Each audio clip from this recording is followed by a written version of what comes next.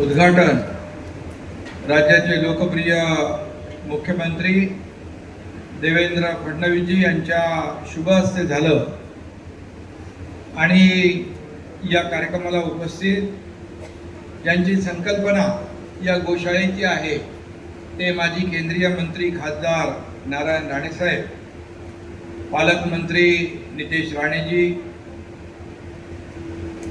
नीलमताई इकडे आहेत, रवींद्र चव्हाण, दीपक केसरकर, निलेश राणे, रवींद्र फाटक, अनिल पाटील, दत्ता सामंत, प्रमोद जठार, राजन साळवी, प्रभाकर सावंत, अभिराज राणे, निमेश राणे, प्रवीण भोसले, सर्व मान्यवर व्यासपीठावरील आणि समोर राणे साहेबांच्या प्रेमापोटी आणि या प्रकल्पाला शुभेच्छा देण्यासाठी आलेले सर्व बांधव भगिनी आणि पत्रकार मित्रांनो, खरं म्हणजे स्वर्गीय तातू सीताराम राणे ट्रस्टच्या माध्यमातून राज्याचे माजी मुख्यमंत्री, केंद्रीय मंत्री आणि खासदार राणे साहेबांच्या संकल्पनेतून ही गोशाळा, गोवर्धन गोशाळा हा प्रकल्प इथं उभा राहिलेला आहे। खरं म्हणजे आम्हाला मुख्यमंत्री महोदयांना, आम्हाला सगळ्यांना राणे साहेबांनी सगळी गोशाळा फिरवून दाखवली, काय काय करणार आहोत याची माहिती त्यांच्या लोकांनी दिली।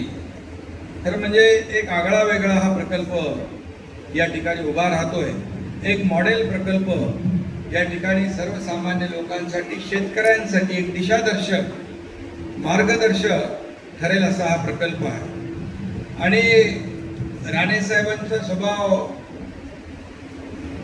अगोदरपासून आहे, जे काही हातात घेतलं काम की ते हाता वेगळ्या वेळेमध्ये करायचं याची प्रचिती मला अनेक वेळा आलेली आहे। खरं म्हणजे राणे साहेब मगाशी म्हणाले, इकडे आलो तेव्हा इकडे जागा घ्यायची होती सुरुवातीला, तिकडे एक वाघ होता आणि तो वाघ तिथून निघून गेला। आता बाळासाहेबाचा ढाण्या वाघ आला की तो वाघ निघून जाणार ना। आणि खऱ्या अर्थाने हिंदुहृदय सम्राट बाळासाहेबांवर खूप प्रेम राणे साहेबांवर होतं आणि राणे साहेबांचे त्यांच्यावर होतं। हे मी त्यांच्यासोबत काम केल्यामुळे मला माहिती आहे। आणि मुख्यमंत्री असताना देखील एक काम असं निघालं की त्याच्यामध्ये देवेंद्रजी लाखो लोकांचा तो विषय होता, धोकादायक इमारतींचा। मला वाटतं चंद्रशेखर त्यावेळेस कमिशनर होते आणि धर्मवीर आनंद दिघे साहेबांना आम्ही सांगितलं सगळ्या नोटिसा देत आहेत, त्या धोकादायक इमारती आहेत त्याला ठीक आहे, परंतु ज्या चांगल्या इमारती आहेत त्यालाही नोटिसा मिळत आहेत। तर मला आता एकच पर्याय आहे, मुख्यमंत्री महोदयांकडे जायचं। मग आम्ही मुख्यमंत्री महोदयांकडे आलो, रात्री 10-11 वाजता आलो, ते 12:30-1ला आम्हाला भेटले आणि दिघे साहेबांनी त्यांना सगळी सांगितली वस्तुस्थिती। मी सभागृह नेता होतो त्यावेळेस आणि राणे साहेबांना सांगितलं या सर्व इमारतींना नोटिसा दिलेल्या आहेत। तर बोलले, अरे बाबा नोटिसा दिल्या आहेत, त्या जर पडल्या आणि मी स्टे दिला आणि पडल्या तर काय? बोलले पडणाऱ्या इमारती नाहीत, हे अतिशय मजबूत, याचं ऑडिट केलेलं आहे, स्ट्रक्चरल ऑडिट केलेलं आहे। आणि मग त्यांनी क्षणाचा विलंब न लावता मुख्यमंत्री महोदय त्याला तात्काळ स्थगिती दिली आणि लाखो लोकांना तिथं त्यांना त्यांच्या घरांचा प्रश्न सोडवण्याचं काम केलं। त्यानंतर मग आपण तर त्या सगळ्या इमारती क्लस्टरमध्ये घेतल्या, आता क्लस्टरमध्ये आपण त्यांचा पुनर्विकास करतोय। पण सांगण्याचं तात्पर्य जे आहे की एकदा एक धाडसाने निर्णय कसे घ्यायचे आणि ते नियमात कसे बसवायचे हे राणे साहेबांनी त्यावेळेस आम्हाला दाखवलं। कोकण म्हणजे खरं म्हणजे निसर्गाची मुक्त उधळण आणि संस्कृतीचा सुगंध आणि परंपरांचा अमूल्य ठेवा असणारा हा प्रदेश आहे। खरं तर मगाशी राणे साहेब म्हणाले इकडे सगळं बघितलंय, कृष्ण मंदिर आहे, इथे सप्त मंदिर आहे, सगळ्या 7 प्रकारच्या गायी आहेत। इथं आल्यानंतर एक थोडंसं चांगल्या एका देवभूमीत आल्यासारखं वाटतंय आणि म्हणून आज खऱ्या अर्थाने आज राणे साहेबांनी जे काही काम केलेलं आहे खऱ्या अर्थाने ते एक दिशादर्शक आहे. आणि कोकण हा निसर्ग संपन्न निसर्गरम्य हा परिसर आहे आणि खऱ्या अर्थाने कोकणाला हे वरदान आहे. समुद्र आहे, डोंगर आहे, झाडी आहे, हिरवं घनदाट जंगल आहे आणि म्हणून हा निसर्गरम्य आणि सांस्कृतिक दृष्ट्या असा हा प्रदेश आहे आणि म्हणून हापूस आंब्याला देखील जगाच्या नकाशावर झळकवणारा हा प्रदेश आहे. आणि एका कवीने म्हटलंय, स्वर्गापेक्षा सुंदर असा आमचो ह्यो कोकण, तुम्ही येऊन बघा आणि बघून जावा, प्रसन्न होतला मन.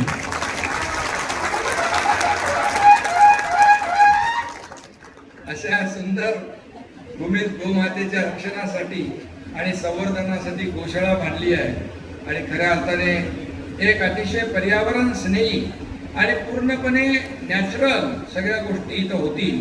आणि म्हणून राणेसाहेब धडाडीचे नेते म्हणून त्यांचं काम आहे, कोकणासाठी देखील त्यांचं जे योगदान आहे ते कोणी विसरू शकणार नाही. आणि 80% समाजकारण, 20% राजकारण, बाळासाहेबांचा मूलमंत्र ते अद्यापही विसरलेले नाही. आणि म्हणून मी त्यांचं मनापासून अभिनंदन करतो, त्यांना शुभेच्छा देतो. गायीचं तर महत्त्व आपल्याला मला सांगण्याची आवश्यकता नाही. जगातील सर्वात प्राचीन ग्रंथ असलेल्या ऋग्वेदीमधील एका मंत्रामध्ये देखील गायीला उच्चस्थान दिलेलं आहे. आणि म्हणून गायीला महत्त्व एवढं दिलंय की गाय केवळ पवित्र नाही, ती अत्यंत उपयुक्त देखील आहे. मगाशी राणेसाहेबांनी म्हटलं की त्या गायीच्या शेणापासून काय करणार, गोमूत्रापासून काय करणार. फक्त इथं गोमूत्र आणि गायी आहेत, त्याचं शेण आणि गोमूत्र नाही, शेतकऱ्यांकडून देखील ते पैसे देऊन 5 रुपये आणि 8 रुपयाने विकत घेणार. म्हणजे शेतकऱ्यांची देखील समृद्धी यामध्ये त्यांनी डोळ्यासमोर ठेवलेली आहे. आणि म्हणूनच मी जेव्हा मुख्यमंत्री होतो त्यावेळेस मी देवेंद्रजी, अजितदादा, आम्ही गोमातेला राज्यमातेचा दर्जा दिला. आणि खऱ्या अर्थाने गोमाता आपल्या सगळ्यांच्या आयुष्यामध्ये फार महत्त्वाचं स्थान आहे. आणि म्हणून ही गोशाळा सुरू करून राणेसाहेबांनी खऱ्या अर्थाने धार्मिक आस्था, जैविक शेती, ग्रामीण अर्थव्यवस्था आणि पर्यावरण पूरक जीवनशैलीला अधिक मजबूत आणि समृद्ध करण्याचा हा प्रयत्न केलेला आहे. कोकणी माणसाला, या भागातल्या शेतकऱ्याला श्रीमंत करण्याचा हा प्रयत्न आहे. आणि म्हणून गोवर्धन पर्वत उचलण्याचं काम राणेसाहेबांनी केलेलं आहे. आणि म्हणून राणेसाहेबांना मी मनापासून अभिनंदन करतो. राणेसाहेबांच्या गोशाळेद्वारे कोकणात धवल क्रांतीचा पाया रचला जाणार आहे. मगाशी आम्ही पाहिलं की गाईच्या दुधापासून पनीर असेल, दही असेल, तूप असेल, लोणी असेल, सगळं बनवत आहे. आणि त्यासाठी लागणारं हजारो लिटर दूध, म्हणजे त्यांची संकल्पना जी आहे या गायींच्या माध्यमातून दूध मिळेल, परंतु आजूबाजूच्या या संपूर्ण परिसरातल्या शेतकऱ्यांकडून देखील दूध विकत घेतलं जाईल आणि त्यांना देखील पैसे मिळतील आणि खऱ्या अर्थाने त्यांच्या देखील आयुष्यामध्ये चांगले दिवस येतील. असा हा प्रकार पश्चिम महाराष्ट्रात होतो, पण पश्चिम महाराष्ट्रामध्ये गिरवलेला धडा राणेसाहेबांनी कोकणामध्ये आणलेला आहे. त्यामुळे त्यांचं मी मनापासून त्यांना धन्यवाद देतो. मोठा प्रकल्प आहे आपला आणि मला देखील मोह आवरला नाही. माझ्याकडे पण गावाला गोशाळा आहे, परंतु ही अशी नाही आहे. आता मला तुमचं मार्गदर्शन घेऊन अशी करायची आहे. गायीपासून काय काय तयार होतं ते तुम्ही सांगितलेलं आहे. आणि म्हणून खऱ्या अर्थाने महायुती सरकार, मी मुख्यमंत्री असताना देखील अनेक प्रकल्प आम्ही देवेंद्रजी, अजितदादा आमच्या टीमने पुढे नेले. आता देखील सागरी महामार्ग करतो. देवेंद्रजी आता मुख्यमंत्री आहेत, आमची टीम या ठिकाणी गेल्या वेळेस जे वेगवान निर्णय आम्ही घेतले, एकीकडे विकास प्रकल्प, दुसरीकडे कल्याणकारी योजना, लाडक्या बहिणीसारख्या अनेक योजना, शेतकऱ्यांच्या योजना. आणि त्यामुळे या महाराष्ट्रातल्या राज्यातल्या जनतेने आपल्या महायुतीला भरभरून दिलं, एक दैदिप्यमान असं यश दिलं, लँडस्लाईड मॅन्डेट दिलं. आणि त्यामुळे आमची सगळ्यांची जबाबदारी आणखी वाढली आहे. आमची टीम ते पुढे देखील त्याच वेगाने, त्याहीपेक्षा दुप्पट वेगाने, आता मुख्यमंत्री महोदयांचा 100 दिवसाचा एक कृती आराखडा होता, त्यात देखील खूप चांगलं काम अनेक विभागाने केला. तर 150 दिवसाचा आम्ही करतोय. हा कायम, हा जो काही वेग आहे विकासाचा, हा कायम आम्हाला ठेवायचा आहे. आणि म्हणूनच या ठिकाणी विकास तर होईलच, परंतु राणे साहेबांनी याच्यामध्ये फक्त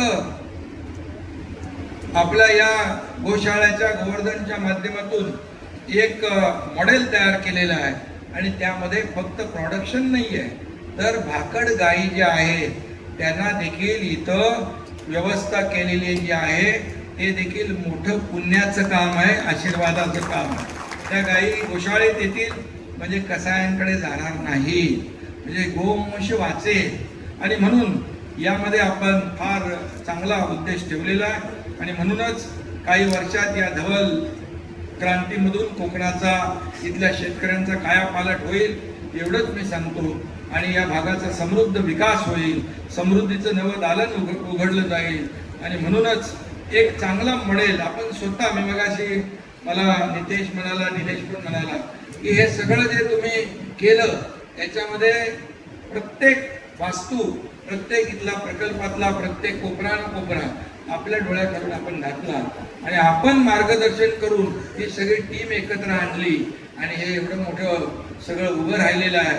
हे खऱ्या अर्थाने संपूर्ण कोकणाला मार्गदर्शक ठरावं अशा प्रकारची इच्छा आणि अपेक्षा व्यक्त करतो, विश्वास व्यक्त करतो. पुन्हा एकदा आपल्याला मनापासून धन्यवाद. जय हिंद, जय महाराष्ट्र.